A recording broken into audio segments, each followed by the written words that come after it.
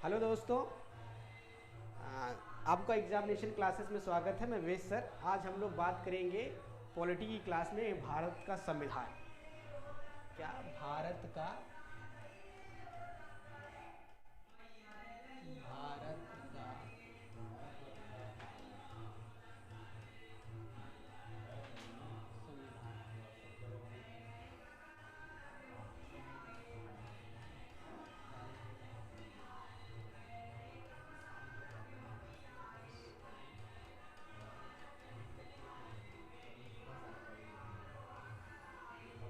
भारत का संविधान भारत का संविधान पढ़ने से पहले हम ये जान लेते हैं कि संविधान क्या है। क्या पढ़ लेते हैं? संविधान क्या है? संविधान क्या है, ये पढ़ लेते हैं। संविधान क्या है? देखिए, संविधान वह दस्तावेज है जिसमें उस राज्य की समस्त शक्तियाँ, उस राज्य की जनता के आकांक्षाओं को प्रतिबिंबित करती हैं, या उस राज्य की, उस देश की जनता की विश्वास और उसकी आकांक्षाओं को क्या करती हैं? प्रतिबिंबित करती हैं। भारत का संविधान और भी समझ लेते हैं, क्या कह सकते हैं, वह उस सरकार की रूपरेखा या उनसे कृत्यों का क्या करती है? निर्वहन करती है। तो भारत के संविधान का विकास कहाँ से होता है? तो भारत के संविधान या भारत के संविधान का विकास होता कहाँ से है? अब आपको पता भी है, आप पढ़ भी रहे हैं कि भाई संविधान बनने से पहले या इसके उत्पत्ति होने से पहले संविधान में क्या है कि हमारे यहाँ जो ब्रिटिश आए या अंग्रेज आके शासन किए, उसी समय से संविधान की क्या हो रहा था? विकास हो रहा था। लेकिन इस विकास में बहुत धीमी गति से वो अपने अपने नियम बनाए, कानून बनाए अपने को यहाँ पर शासन करने के लिए। लेकिन जब भारत आज़ाद हुआ उसके बाद संविधान, भारतीय लोग, भारत के जो नागरिक थे या भारत के जो बुद्धिजीवी, उन्होंने मांग किया कि भाई ब्रिटिश से कि भाई हम अपना संविधान बनाना चाहते हैं। तब वहाँ से संविधान बनाने की शुरुआत होती है। तो इसके बाद हम देखेंगे भारत का संविधान। इंट्रोडक्शन में देखेंगे in constitutional development of India, Bharat का संवैधानिक विकास। तो संवैधानिक विकास जानने से पहले हम जान लेते हैं कि संविधान क्या है। तभी हमें आपको बताया, वह वैधानिक दस्तावेज है जो उस देश की जनता के विश्वास व उसकी आकांक्षाओं को क्या करती है? प्रतिबिंबित करती है। क्या करती है? उसकी आकांक्षाओं को प्रतिबिंबित करती है। और सरकार की रूपरेखा क्या होगा? सरकार की रूपरेखा व उसके प्रमुख कृत्यों का क्या करती है? निर्धारण करती है। कहने का मतलब संविधान क्या है?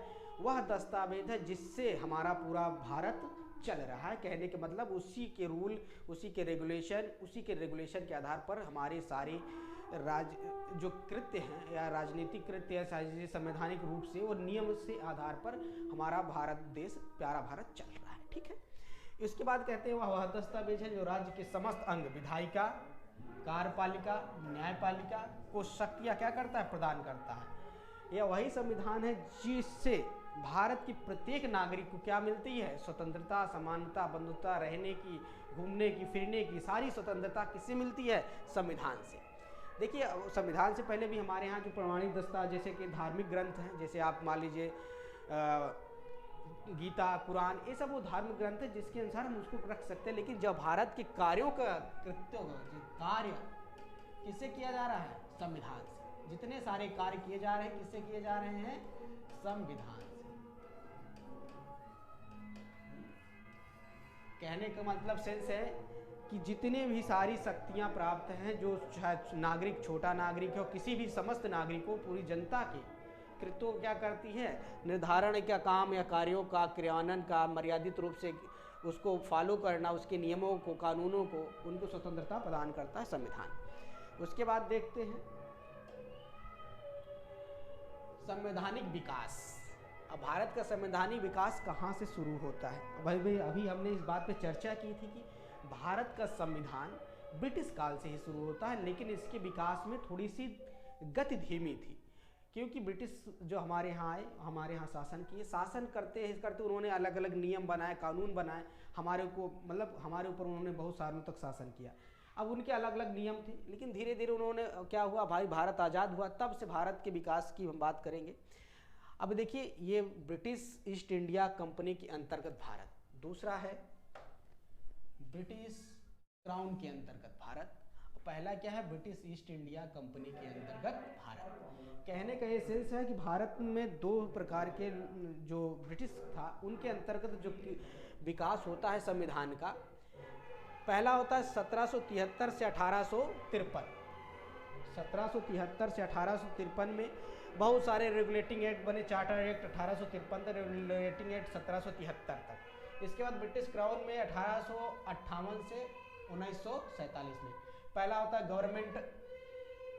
Government of India act 1853, Indian council act 1861, 1892 में इंडियन काउंसिल एक्ट बनता है। उसके बाद भारत परिषद अधिनियम 1919, फिर भारत सरकार अधिनियम 1919, फिर 1935, उसके बाद अगस्त प्रस्ताव 1940, क्रिप्स मिशन प्रस्ताव 1942, कैबिनेट मिशन 1946, माउंटबेटन योजना 1947। ये सारी चीज़ हम पढ़ेंगे तो थोड़ा सा हमें थोड़ा सा क्या हो जाएगा, बहुत बोर्ड हो जाएगा, बोरियत लगेगा। ये सारी चीज़ आप मॉडर्न हिस्ट्री में पढ़ लेते हैं, ये सारी चीज़ कहाँ भी पढ़ते हैं, मॉडर्न हिस्ट्री में।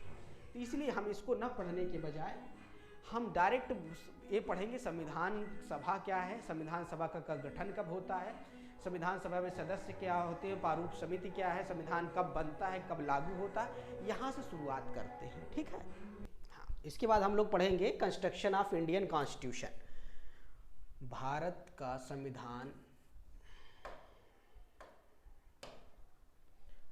भारतीय संविधान का निर्माण, भारतीय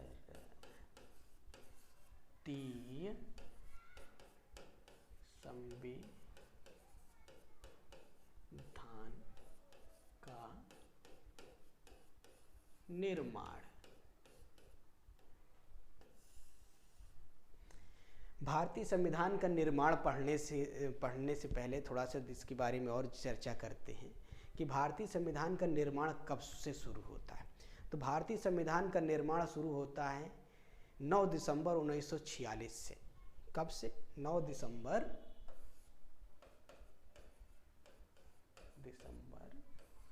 1946। भारतीय संविधान का निर्माण होता है 9 दिसंबर 1946 से। वो 9 दिसंबर 1946 को संविधान सभा की बैठक होती है। क्या होती है? 9 दिसंबर 1946 को संविधान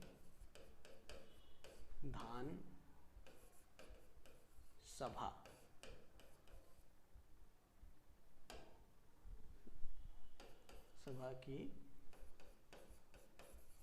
बैठक।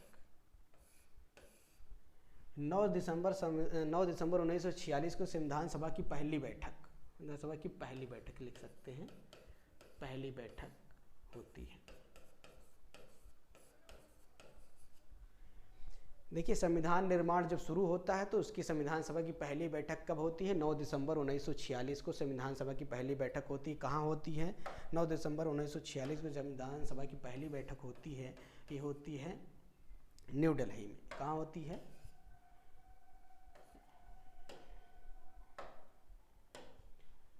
नई दिल्ली। नई दिल्ली में संविधान सभा की पहली बैठक, नई दिल्ली में संविधान सभा की पहली बैठक 9 दिसंबर 1946 को होती, जिसमें संविधान सभा के वरिष्ठतम सदस्य, कौन सदस्य? वरिष्ठतम सदस्य डॉक्टर सच्चिदानंद सिन्हा को अस्थायी अध्यक्ष बनाया जाता है। देखिए, संविधान सभा की जो पहली बैठक होती है 9 दिसंबर 1946 को होती है। संविधान सभा की पहली बैठक नई दिल्ली में होती है, जिसे कहते हैं कॉन्स्टिट्यूशनल हॉल। कॉन्स्टिट्यूशनल हॉल, जिसे हिंदी में कहा गया केंद्रीय कक्ष। अब इसी केंद्रीय कक्ष को आज का केंद्रीय कक्ष को अभी क्या कहा जाता है, इसी केंद्रीय कॉन्स्टिट्यूशनल हॉल को आज कहा जाता है संसद भवन। प्रेजेंट टाइम में इसको क्या कहा जा रहा है, संसद भवन। कहने का मतलब है संविधान सभा की जो पहला संविधान का निर्माण कार्य शुरू होता है, कहाँ से शुरू होता है, 9 दिसंबर 1946 को संविधान सभा की पहली बैठक होती है, नई दिल्ली में होती है, कॉन्स्टिट्यूशनल हॉल में होती है, कॉन्स्टिट्यूशनल हॉल में होती है, जिसे केंद्रीय कक्ष कहा जाता है, जिसे आजकल संसद भवन के नाम से जानते हैं। और उसके संविधान सभा के वरिष्ठतम सदस्य थे डॉक्टर सच्चिदानंद सिन्हा, जिनको अस्थायी अध्यक्ष बनाया जाता है। क्या बनाया जाता है, अस्थायी अध्यक्ष। इनको क्या बनाया जाता है, अस्थायी अध्यक्ष। इनकी इन्हीं के साथ एच.सी. मुखर्जी, एस.सी. मुखर्जी से कहते हैं हरेंद्र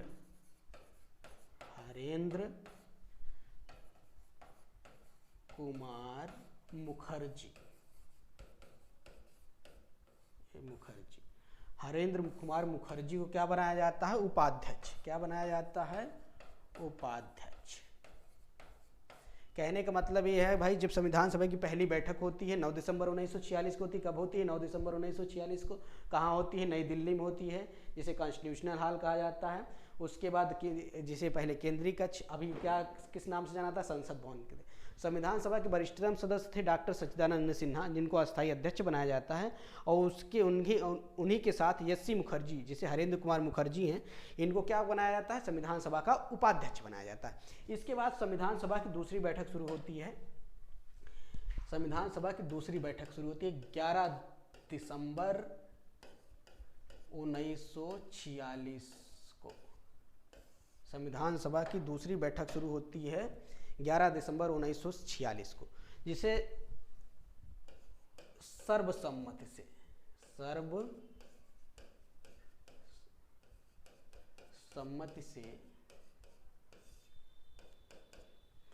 डॉक्टर राजेंद्र प्रसाद जी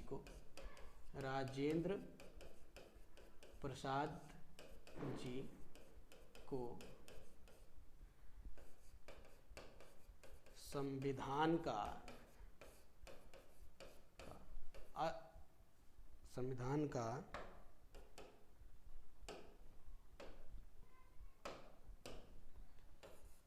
अस्थायी अध्यक्ष बनाया जाता है। अब क्या होता है भाई, 11 दिसंबर 1946 को दूसरी बैठक होती है संविधान सभा की। इसमें 11 दिसंबर को जब बैठक होती है, सर्वसम्मति, सभी के सहमति से, जिसे कहते हैं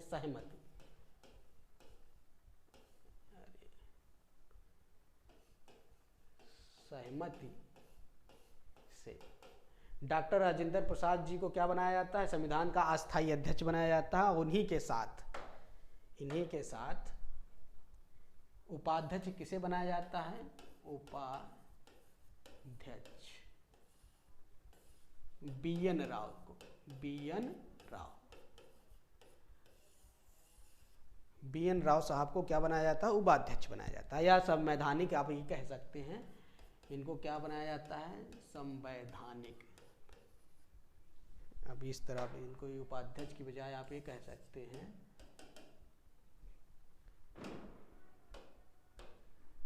संवैधानिक सलाह। थोड़ा सा मार्कर सही से चल नहीं रहा है। संवैधानिक सलाहकार।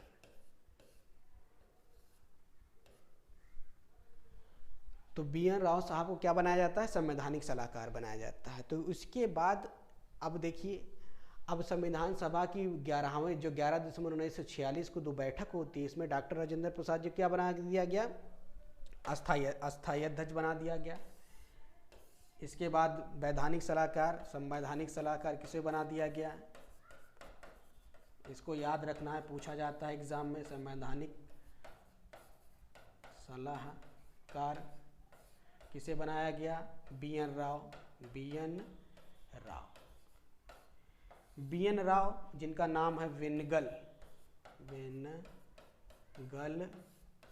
नरसिंह राव। अब वेनगल नरसिंह राव को क्या बनाया जाता है? संवैधानिक सलाहकार। यही अब देखिए, इनको एक चीज़ के इनके बारे में और थोड़ा जान लीजिए।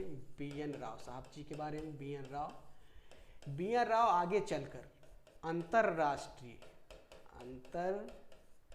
अंतरराष्ट्रीय न्यायालय के न्यायाधीश बनते हैं।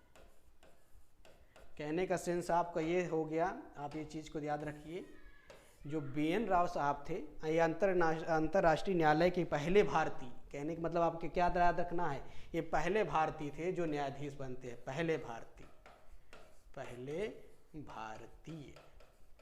तो आपके एग्जाम में सारे सवाल डायरेक्ट ऐसे पूछे जाते हैं कि भारत अंतर्राष्ट्रीय न्यायालय में न्यायाधीश बनने वाले पहले भारतीय कौन थे? तो पहले भारतीय थे BN नरसिंह राव। इसके बाद हम नेक्स्ट बात पर चर्चा करेंगे।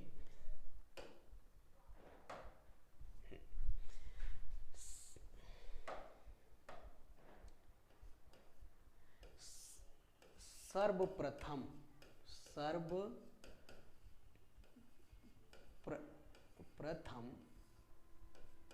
संविधान का विचार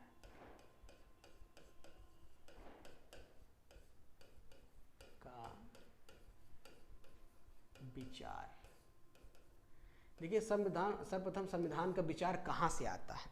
तो सर्वप्रथम संविधान का विचार इंग्लैंड, थोड़ा सा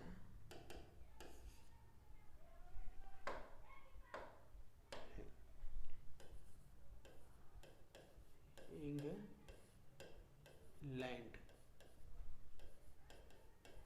सामंतवादी या हेनरी सेन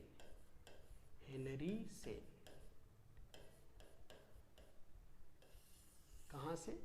देखिए, सर्वप्रथम संविधान का विचार कहाँ दिया गया? जो सर्वप्रथम कहाँ दिया गया? इंग्लैंड में सामंतवादी हेनरी सेन ने। लेकिन व्यवहारिक रूप से इसको अपनाया किसने? व्यवहारिक रूप से अपनाया किसने? सर्वप्रथम व्यवहारिक रूप से इसको अमेरिका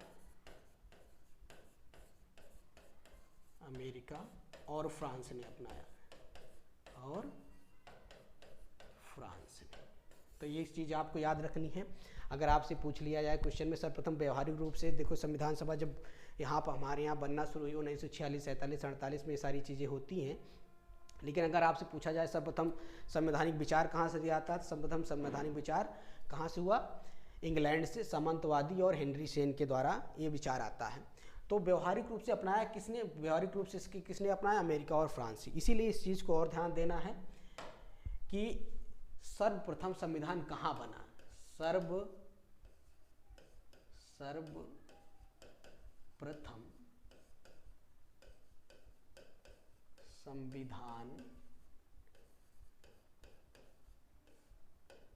सर्वप्रथम संविधान कहाँ बना याद ना?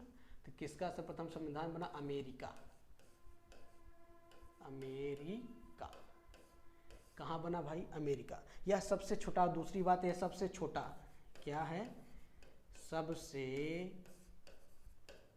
छोटा लिखित संविधान है। क्या है? सबसे छोटा लिखित संविधान, जिसमें कुल 7 अनुच्छेद हैं। कुल कितने अनुच्छेद हैं? 7 अनुच्छेद हैं। कहने का मतलब ये है कि भाई सबसे पहले अगर आपसे पूछा जाए सर्वप्रथम संविधान कहाँ बना, तो अमेरिका का बना। कब बना? 1787 को। 1787 को एक जगह है फिलाडेल्फिया,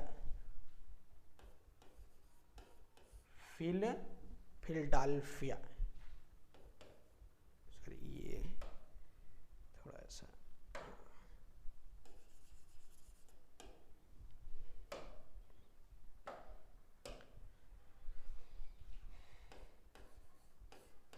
फिलाडेल्फिया।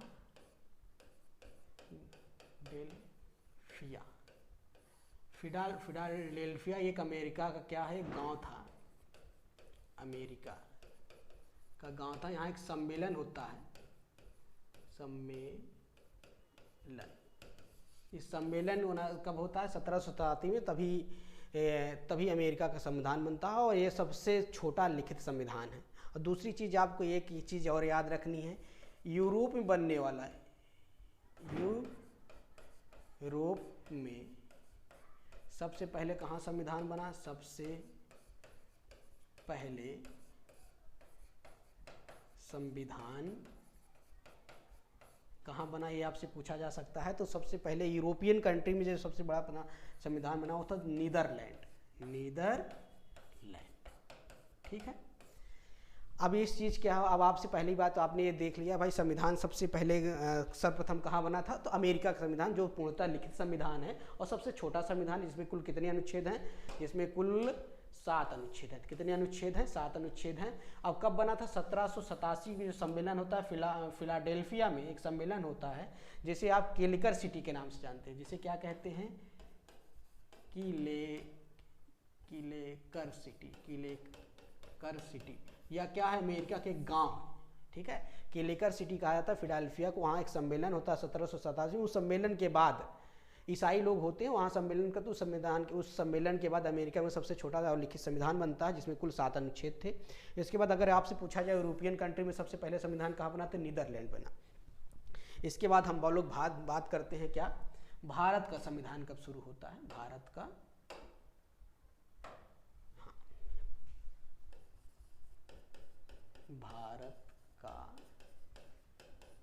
संविधान। अभी आपने देखा भारत के संविधान की बात में, तो हमने आपको बताया कब हुआ, 9 दिसंबर 1946, उसके बाद 11 दिसंबर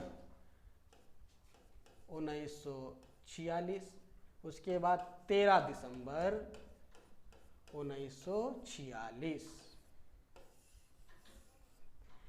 9 दिसंबर 1946 को क्या होता है, फिर से थोड़ा सा बात करते हैं। 9 दिसंबर 1946 को डॉक्टर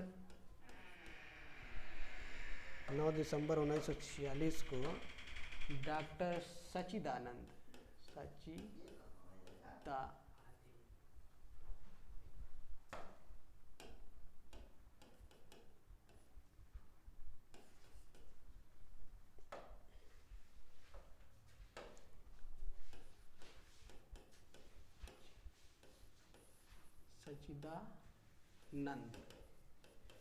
सिन्हा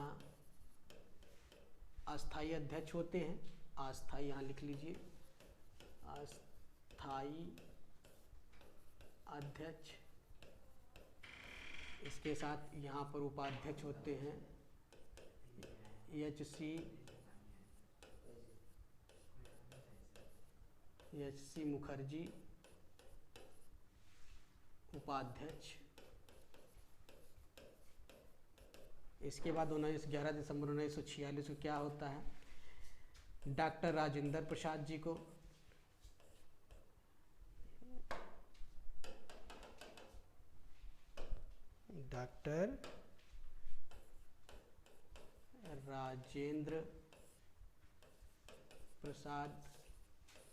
जो अस्थाई अध्यक्ष होते हैं, अस्थाई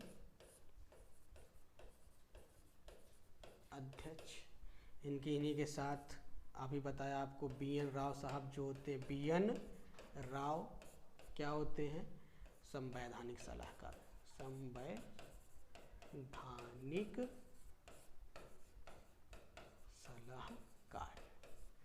तो अभी तक आपने हम लोगों ने देखा क्या, 9 दिसंबर 1946 को बैठक होती है, डॉक्टर राजेंद्र प्रसाद, डॉक्टर सच्चिदानंद सिन्हा क्या होते हैं, अस्थाई अध्यक्ष बनते हैं।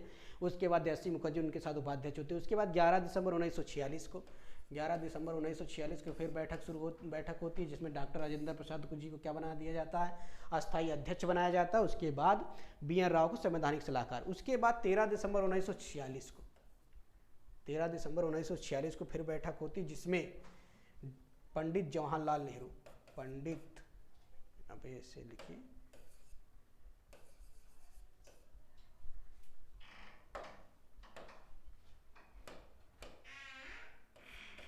जवाहरलाल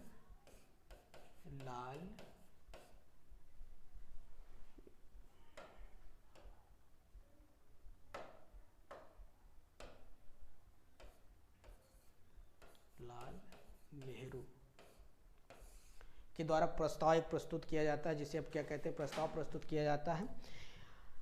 इसी प्रस्ताव की कार्रवाई प्रारंभ होती है। इन्होंने एक प्रस्ताव प्रस्तुत करते हैं जिसे संवैधानिक क्या कहते हैं, उद्देश्य प्रस्ताव, उद्देश्य प्रस्ताव।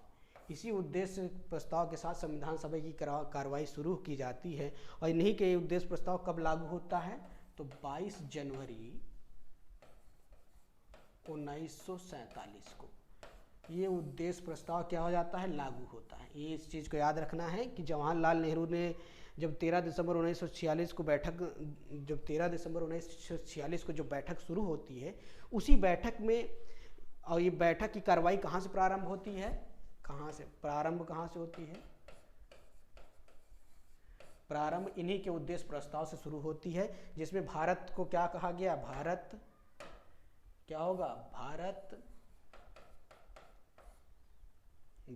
पूर्णतया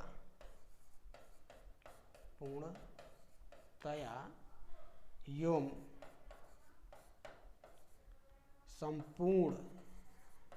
संपूर्ण प्रभुत्ता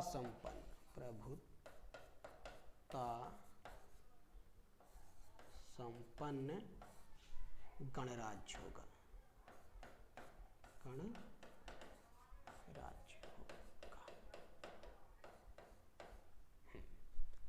क्या होगा, गणराज्य होगा। अब यही चीज़ हमने आपको बताया कि संविधान का निर्माण कहाँ से शुरू होता है। थोड़ी सी एक बार फिर से रिवाइज कर लेते हैं। देखिए, संविधान का निर्माण 9 दिसंबर 1946, पहली बैठक आपके एग्जाम में डायरेक्ट पूछा जाता है कि संविधान सभा की पहली बैठक कब होती है, तो 9 दिसंबर 1946 को। दूसरी बैठक कब होती है, 9 दिसंबर 1946 को कब होती है। इसके अध्यक्ष कौन होते हैं, इसके अस्थायी अध्यक्ष होते हैं डॉक्टर सज्जनानंद सिन्हा। उसके बाद इसके दूसरे उपाध्यक्ष होते हैं एस.सी. मुखर्जी। उसके बाद 11 दिसंबर 1946 को फिर ये बैठक शुरू होती है, जिसमें डॉक्टर राजेंद्र प्रसाद क्या बनाए जाते हैं, डॉक्टर राजेंद्र प्रसाद पूरे सभा के, संविधान सभा के जितने सदस्य थे उनकी सहमति से डॉक्टर राजेंद्र प्रसाद जी, जिन्हें हम बाबू भी कहते हैं, डॉक्टर राजेंद्र प्रसाद जी को अस्थायी अध्यक्ष बनाया जाता है और बी.आर. राव साहब को क्या बनाया जाता है, संवैधानिक सलाहकार बनाया जाता है। इसके बाद तीसरी बैठक होती है। कब बैठक होती है, 13 दिसंबर 1946 को। इसको डायरेक्ट याद रखना है, 13 दिसंबर 1946 को बैठक होती है। इस बैठक की कार्रवाई किससे प्रारंभ होती है, इस बैठक की कार्रवाई पंडित जवाहरलाल नेहरू के उद्देश्य प्रस्ताव से शुरू होती है, जिसमें ये कहा गया है कि भारत पूर्णतः स्वतंत्र और संपूर्ण प्रभुत्ता संपन्न गणराज्य होगा। तो यहाँ तक की कार्रवाई होने के बाद फिर विभिन्न समितियाँ बनाई जाती हैं। क्या होता है, समितियाँ बनाई जाती हैं। उस समितियों को जो संविधान सभा के जितने सदस्य होते हैं, पहली बात तो क्या होते हैं, विभिन्न प्रांतों से चुन के आते हैं। संविधान सभा के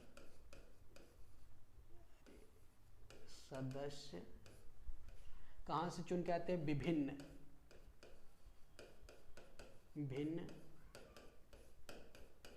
प्रांतों से चुन के आते हैं।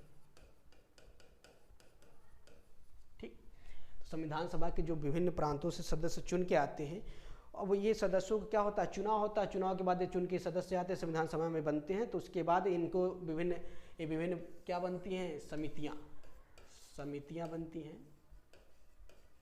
आज समितियों के सब अध्यक्ष होते हैं। तो ये सारी चीज़ें हम लोग नेक्स्ट डे क्लास में पढ़ेंगे। आज तक की क्लास यहीं तक। आप लोग को हो सकता है ज़्यादा अच्छा लगी होगी क्लास में। अगर अच्छी लगी हो तो okay, thank you very much. Okay, thank you.